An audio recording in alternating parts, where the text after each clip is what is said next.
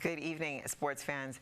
Andre Fletcher signed off Major League Cricket 2025 in style, cracking a scintillating 118 to lead Los Angeles Knight Riders to a thrilling 11-run victory over San Francisco Unicorns in the final league game at Lauderhill on Sunday.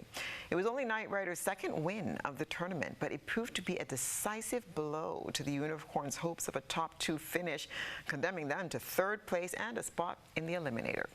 Fletcher, who brought up his second century of the tournament, was at his brutal best, smashing his way to 118 off just 58 balls, laced with an array of punishing strokes that included multiple sixes and boundaries.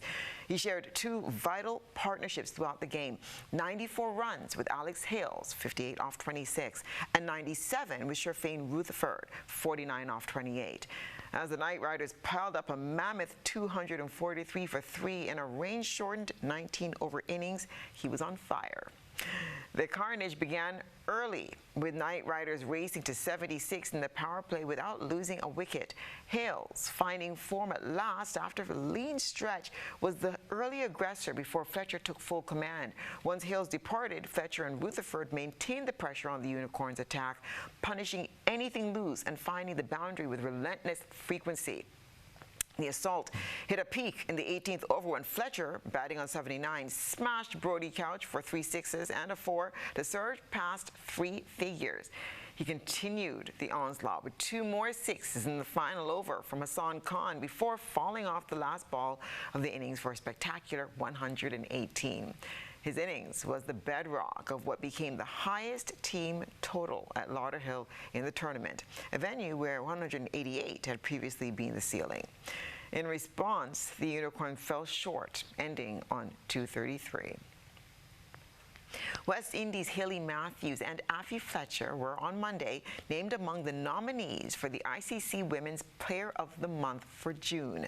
Matthews, the West Indies skipper, scored 104 runs in the 3 ODIs against South Africa, including a half-century in the third match. She also chipped in with 4 wickets before elevating her performances in the 3 T20 internationals, scoring 147 runs at a strike rate of 120.49 with 2 half-centuries. Matthews also grabbed 2 wickets. She was named the player of the series in the T20 internationals as the West Indies won 2-1. Fletcher, 38, was the leading wicket taker in both the ODI and the T20 international series against South Africa. She finished with 9 wickets, including in ODIs during June, which included 1 in a preceding series in England.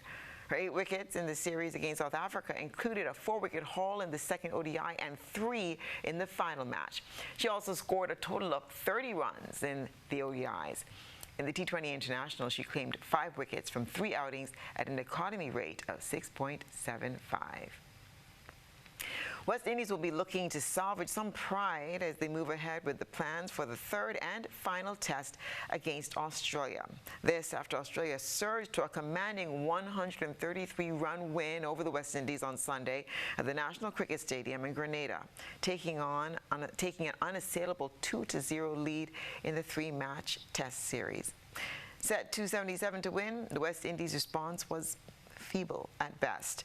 The hosts were bundled out for 143 in their second innings, unable to withstand the relentless pressure of the Australian bowling attack on the second day of the test match.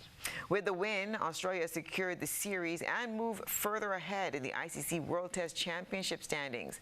The final test begins at Sabina Park in Kingston on July the 12th, where the West Indies will be hoping to restore some pride and avoid a series whitewash. American Melissa Jefferson Wooden handed St. Lucian Olympic champion Julian Alfred her first loss of the season in the 100-meter at the Prefontaine Classic at the Hayward Field in Eugene, Oregon on Saturday. Jefferson Wooden, the current world leader in the event, thanks to her 10.73 at the Philadelphia Grand Slam track event in June, maintained her composure against a fast-closing Alfred to earn the victory at a fast 10.75. Alfred's time in second was 10.77, while the Ivory Coast Marie-Josée Taylor-Smith ran a season's best at 10.90 in third. Newly crowned Jamaican champion Tina Clayton was fourth with 11.02. That's what's been happening in sports.